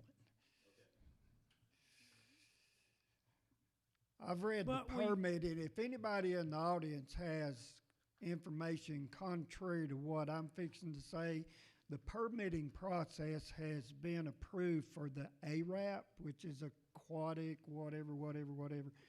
And then underneath that, the permit for mining is still under review. Does anybody contest that? Is it passed or is it still under review? Has it been approved by TDEC, the mining portion of the permit application? You are correct. The mining portion of the permit has not been approved at this point. I spoke with Jeff Klein personally on that today. The deficiency that they had today that he mentioned specifically was the dam for the retention ponds was 6 inches too short. So they have to go back and basically change a drawing showing that that dam for that will be 6 inches taller. That's the only deficiency that he mentioned to me today. Beyond that, his estimation is that once that gets completed, they're looking at anywhere from 4 to 15 days to complete that permitting process. Once that permitting process is complete, there is a 30-day window upon completion of that permit for public comment. And once that public comment period is complete, construction on that project can start immediately. Can I ask him a question? Doesn't the creek in front of the barn run constantly? Yes, the creek in front of the barn does run constantly, and there's a tributary that comes down right beside Terrell's house that runs constantly. The water body they're talking about crossing is one that comes in between the barn and Underwood Road. That is the one that they are asking for a permit to cross that farther back, and that is more of a seasonal tributary that during heavy rainfall, you'll see water running through that. But even if you've dug out 20-acre lake, 10 foot deep to water cattle or to irrigate, you're talking about so many cows that would plow that ground up, and we're talking about rolling hillsides like down in Lynchburg. I'm sure TDEC has visited them. I just see a huge potential for silt to be invading the creeks, which feed the Duck River, which furnish water to the people of Columbia, because all this is below Normandy Dam. It won't affect our water, but the Duck River is the most diverse river in the United States. It ought to be protected. Our governor has gone to bat for that, and I don't understand how TDEC can circumvent all this stuff that our state has proposed to. We're going to protect the duck, and now we're going to put, I mean, you think about it, even if it's a 10-foot lake, 10 foot deep, the millions of gallons that the gentleman had the specs on, I could water, if I can water 2 cities for 2 years, that's way over for cattle. I mean, it's just like he said, I'll be quiet. If you would like me to answer that, I've farmed out in that area for the past 15 years. I'm up and down Gosberg Highway and up and down Sutton's Branch on a continuing basis. There's one pond if there's lack of water for cattle. There's one pond that if you drive by as soon as you top the hill there on Gosberg and Waterson's is on the left-hand side of the road, there used to be a pond there. It is now just a marshy area. Most people who are involved in agriculture, if you've got an area like that, you have a pond, you excavate that, take the silt out of there, let what has held water hold water so that you have water for your cattle without having to go through and blast entirely new lakes or facilities to water your cattle. That is the most inexpensive process in a cattle operation, at least by my personal experience. Yes. My question is, you say there's a 30-day period for public comments. Yes. What effect could public comments possibly have on this outcome of it moving forward? Per my conversations with Jeff Klein, very little. So in speaking with Jeff at TDEC, they are worried about two things, and two things only. They're not worried about zoning. They don't care about zoning. They don't look at zoning. That's a non-issue to them. What they are worried about, they're not even worried about any type of underground water systems, whether it be springs, underground lakes, cave systems. That's of no concern to them either.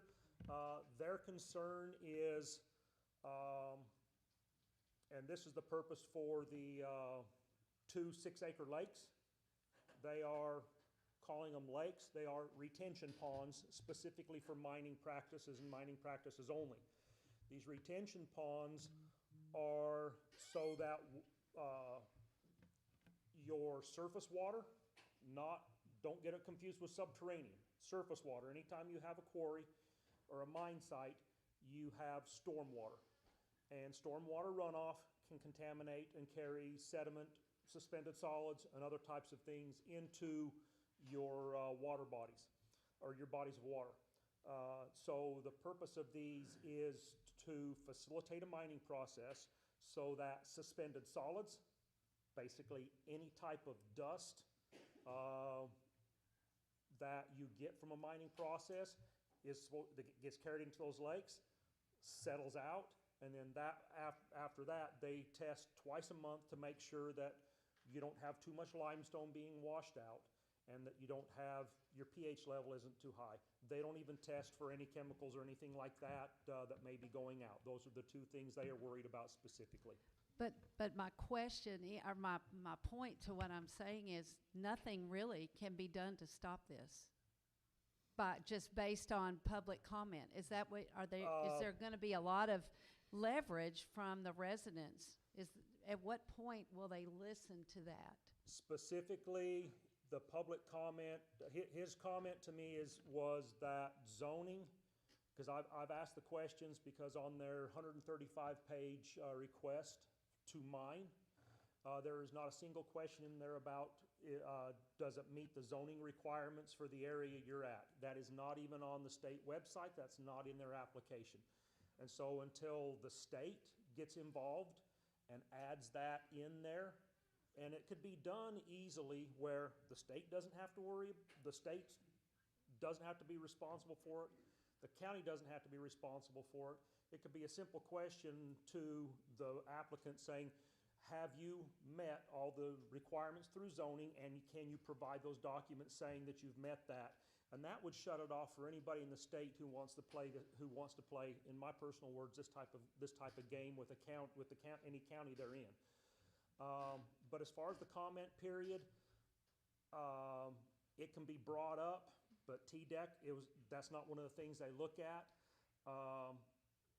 The only thing that Jeff brought up to me that could be done is, once that's done, is that a stop work order could be put in by the county and force Watersons to come back before the county to go over the zoning again. That's the only thing that I'm aware of right now.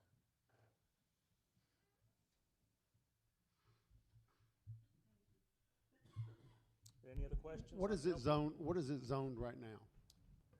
A1.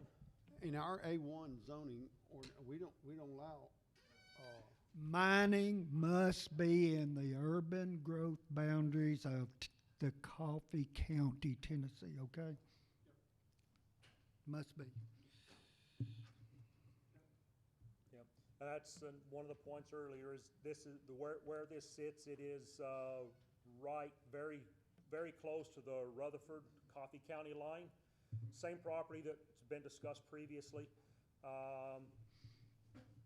Coffee County, Rutherford County have several of these closed sinkholes that we talked about, but they are very, very unstable. So blasting and things like that, it not only could affect the Duck River, which is one nationally that is endangered, but it could also have a major impact on the headwaters, the Middle Fork of the Stones River, because there are at least between where the Middle Fork shows that it originates and where the watershed originates, there are at least 10 springs in that area, and they are within a half to 3/4 mile max of where the center of this operation is intended to be. Commissioner Malone, you want to ask a question or speak? No, really just a statement, and this may be my inexperience talking here, but it sounds like a huge environmental impact. And wouldn't an environmental study be required before something of this magnitude that could impact the area? That's part of the application process, isn't it? Yes, it is part of the application process, but there is a caveat to that. And I've asked that exact same question. So TDEC, they only look at the environmental impact, like I said, surface water runoff. They don't look at anything else. They're not concerned about anything else. It's just the stormwater runoff and the impact that it can have to any waterways in the area. That is a quote from Jeff Klein, who is one of the consultants, the consultant that's working on this. I asked if they had done an environmental impact study, if they've looked at the area, because I know for a fact they haven't set foot on my property. They have not set foot on any of the farms that I work in the area. The only property that they are concerned about, and they've done an environmental impact study on, is the site that this is going to be on. That is it. And they intend to do no other. TWRA, same thing. The property that it's on, and that's it. They have not looked out beyond the borders of that to look at the geography, the topography, and anything like that that could be impacted. Is there any way we can, or is there any way to file for an emergency injunction if for no other reason, just to explore this further so that we can I get think those it's questions premature, but here's what I'm going to do.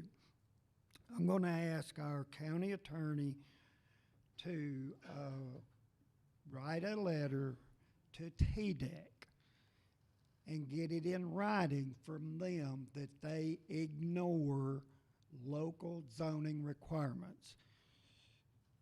I personally feel that they will not ignore. The same project that was basically duplicated in Marshall County was stopped by their Board of Zoning Appeals because their zoning resolution allowed this type of use in the A1 district by special exception.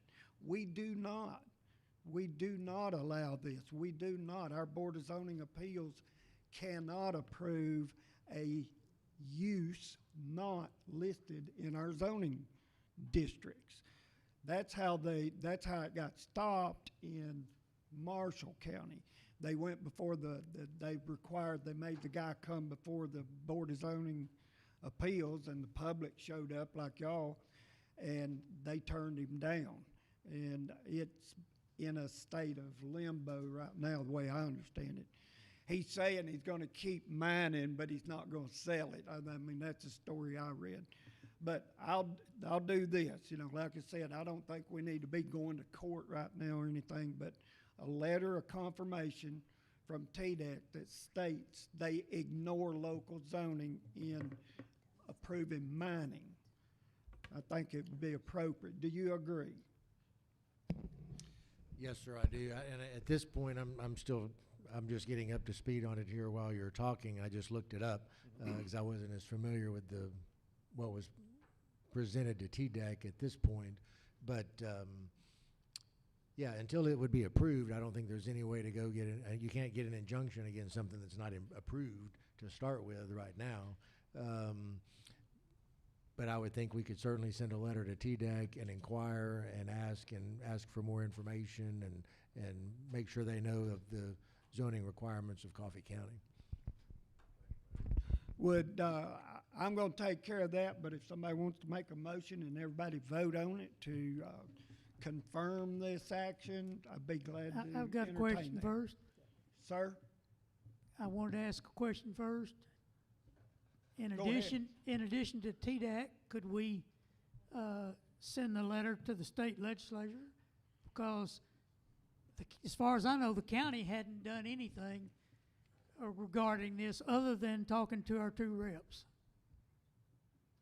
I think Senator Bowling has already done quite a bit of work on this, if I'm not mistaken. And probably has, but if the county actually sends a letter, it seems like that would bring a little more weight. To her? No, to the legislator. of I think Tennessee. what I'm hearing, and I think it would be fine, would be to CC Senator Bowling and Representative Bricken on that letter to TDEC. And the governor as well, be fine. Well, that might help.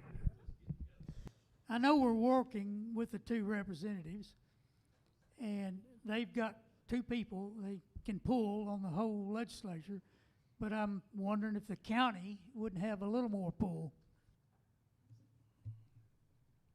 Y'all the body. Vote on it. It's just a letter. It's not costing us anything but sending the letter, is it? I need a motion and a second to do what you want to do. That's how this I'll operates. make a motion that we do both, TDAC and the governor, whatever. I'll second that motion. Okay, we got a motion by Commissioner Miller to provide letters to our elected representatives. And And TDAC TDAC, and the yeah. governor. That's what I wanted to be clear. You're talking about our elected representatives. You're not asking for a letter to every legislator in the state of Tennessee, just to our legislators. That's fine.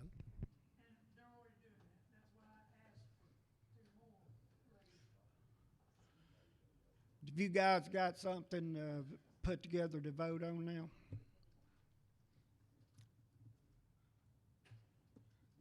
Thank you. Thank you.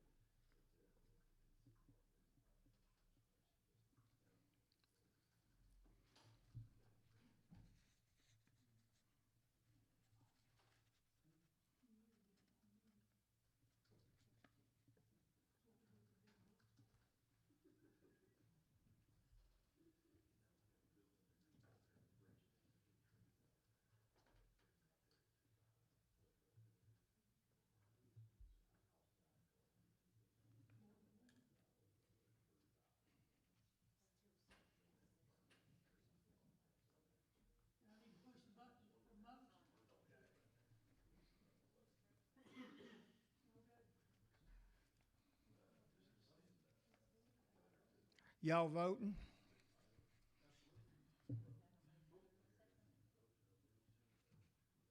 Woo. Went back to, all right, the motion by Miller, seconded by D Ford regarding sending a letter to TDEC and our legislators. Any more discussion?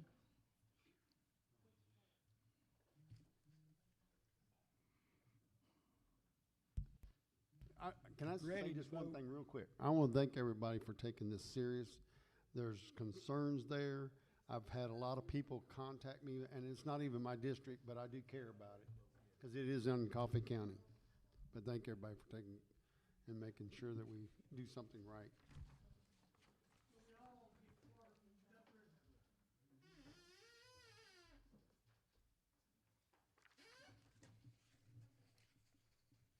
This gonna take a minute.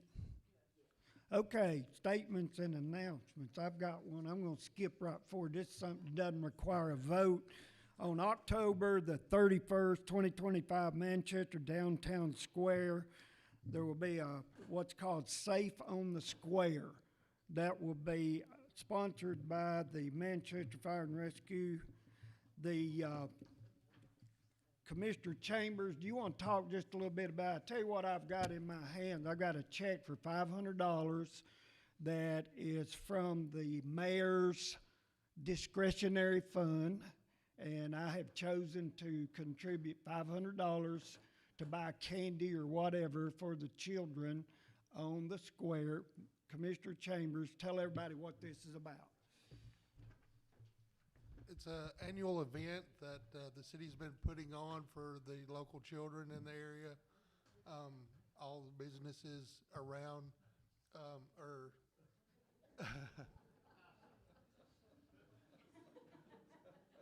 all the businesses around support this. They come out and participate on their own, and we just try to keep up with it because it grows every year. And last year it was around 2,000 kids showed up, so that's quite a bit, and this will help and go a long way towards that. It's from Can you 2 also to tell them 5. about the animals that you're talking about, Roger, we talked about? Yes, the last couple of years, it's grown where some of the families dress their pets up and bring them to the square also, and the city has designated some awards to be given out on the best competition for the best dressed pet, and several other things for the children, and the best design that the businesses have participated in. And it's really grown, and it's turned into a really good thing. And HWR has asked our animal shelter with Craig to think about bringing some animals there for adoption. So that phone call's been put into him. Maybe we can get a couple animals adopted that night there. It'd be pretty neat, carrying a spooky dog home on a spooky day. Commissioner Chambers works for the Manchester Fire Department, and that's why I presented the check to Commissioner Chambers. We appreciate everything you guys do, all of our first responders. So we're still waiting to vote on this. Thank you, ladies, for putting up with us. You probably won't take a ball field hammer and hit somebody in the head. You know, I've mentioned several times I'd like to go back to the old-timey way. Everybody just raise their hand and it'd be over with. But this computer software is so annoying.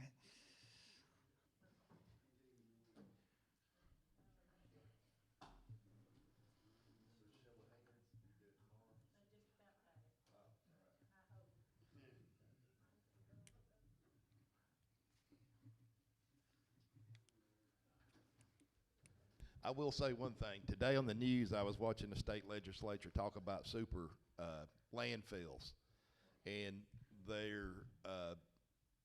this is being discussed in Nashville right now. There are 3 or 4 counties that have mega landfills that accept refuge from multiple counties, and some of those are making a profit and some of them are suffering. So the state legislature is looking at either making each county have its own or maybe 2 counties going together. So that will be something with Middle Point being full. Rural Solid Waste has done a good job. Rennie has. Our refuge goes to Ray County right now, and I think we're still like on a 4-year contract with that. But that may be something that shows up in the future. Okay, everybody's voting on this letter approval. Commissioner Hirschman? Don't everybody jump up and leave. You're gonna need to vote on adjournment here too, okay? So hold tight. Okay, this approved, about 12 yes approval to send a letter that our county attorney will take care of. Any more statement and announcements, guys? Let's do adjournment. Please vote. If there's a motion to adjourn. Have you got anything you want to say? I was going to remind everybody about the chili cook-off at the NOAA Community Center on Friday night at 6 o'clock. Be there a little early if you're bringing a chili. Hope to see y'all there.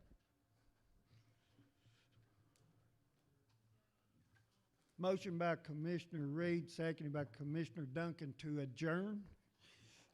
Everybody please vote on this so we can close out the system, and that has been approved with 12 yes. Thanks everybody for bearing with us.